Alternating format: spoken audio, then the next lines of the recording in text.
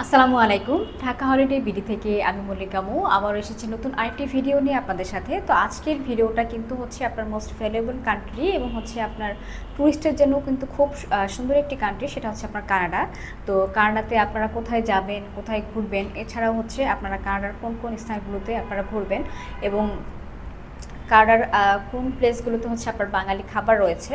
তো এই ইনফরমেশনগুলো মূলত আজকে আমি আপনাদের সাথে শেয়ার করব। তো কানাডাতে যারা হচ্ছে আপনারা যাবেন তারা কিন্তু হচ্ছে কানাডাতে অনেকগুলো স্পট রয়েছে, টুরিস্ট স্পট। তো যারা আপনারা যাবেন তো কানাডার টুরিস্ট স্পটগুলো হচ্ছে আপনার সেখানে কিন্তু আপনারা যারা হচ্ছে যাবেন তো কানাডাতে কিন্তু আপনার টরন্টো সিটি রয়েছে এবং এই টরন্টো সিটিতে কিন্তু আপনার কানাডাতে আপনার প্রচুর স্ট্রিট ফুড রয়েছে। যারা হচ্ছে আপনারা যাবেন তারা কিন্তু এই টরন্টো সিটিতে প্রচুর স্ট্রিট ফুড আপনারা দেখতে পারবেন। এছাড়াও হচ্ছে আপনার যারা হচ্ছে খুব প্রাকৃতিক সৌন্দর্য পছন্দ করেন তারা কিন্তু টরন্টো সিটি থেকে নায়াগ্রা ফলসে যেতে পারেন। এছাড়াও হচ্ছে আপনার কানাডাতে ভ্যাঙ্কুভার রয়েছে, ভ্যাঙ্কুভার সিটি রয়েছে, তো এখানেও কিন্তু আপনারা ঘুরতে যেতে পারেন। তো এই কানাডাতে যারা হচ্ছে আপনারা যাবেন তারা কিন্তু মূলত স্থানগুলো দর্শন করে যেতে পারেন।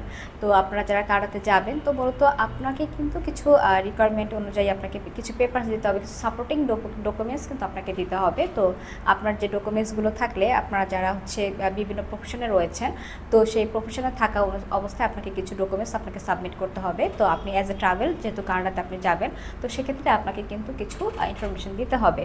তো আপনি যদি বাংলাদেশ থেকে জব কিংবা হচ্ছে বিজনেস প্রফেশনে থাকেন তো সেক্ষেত্রে এই দুটোর প্রফেশনের কিন্তু আপনাকে কিছু প্রুফ দিতে হবে। তো সেক্ষেত্রে আপনারা যারা হচ্ছে কানাডাতে যাবেন আপনি যে কোনো সেক্টরে কাজ করেন না কেন, আপনি যদি জব করেন হচ্ছে গভর্নমেন্ট জব করে থাকেন, এছাড়া কিন্তু আপনি যদি প্রাইভেট জব করে থাকেন তো সেক্ষেত্রে কিন্তু আপনাকে কিছু রিকোয়ারমেন্ট দিতে হবে, যেটা হচ্ছে আপনার এনওসি কপি দিতে হবে, কিন্তু আপনার স্যালারি সার্টিফিকেট দিতে হবে। তো আপনার স্যালারি যদি হচ্ছে আপনার ব্যাংক অ্যাকাউন্টে ঢোকে তো সেক্ষেত্রে কিন্তু আপনাকে স্যালারি সার্টিফিকেটটা 6 মাসের দিতে হবে। এছাড়া হচ্ছে কিন্তু আপনাকে পে স্লিপ দিতে হবে লাস্ট 3 মাসের, এবং আপনাকে কিন্তু অবশ্যই ভিজিটিং কার্ড এবং আইডি কার্ড দেখাতে হবে। তো এই আইডি কার্ডের মাধ্যমে হচ্ছে প্রুফ হবে যে আপনি কোনো জবে আছেন। এছাড়াও আপনি যদি বিজনেস প্রফেশনে থেকে থাকেন আপনাকে কিন্তু আপনার বিজনেসের ট্রেড লাইসেন্স কপি দিতে হবে, কারণ এই ট্রেড লাইসেন্স কপিটার মাধ্যমে কিন্তু আপনার বিজনেসটা ডিপেন্ড করে। তো সেক্ষেত্রে আপনার বিজনেসের ট্রেড লাইসেন্স কপিটা অবশ্যই আপনাকে ইংরেজিতে নোটারাইজ করা থাকতে হবে। এছাড়াও কিন্তু আপনাকে আরও কিছু ফিনান্সিয়াল ডকুমেন্টস দিতে হবে, যেক্ষেত্রে আপনি যদি জবে থাকেন তো সেক্ষেত্রে আপনাকে কিন্তু ব্যাংক স্টেটমেন্ট দেখাতে হবে আপনার সেভিংস অ্যাকাউন্টের, এবং আপনাকে সেখানে 6 মাসের ট্রানজ্যাকশন দেখাতে হবে।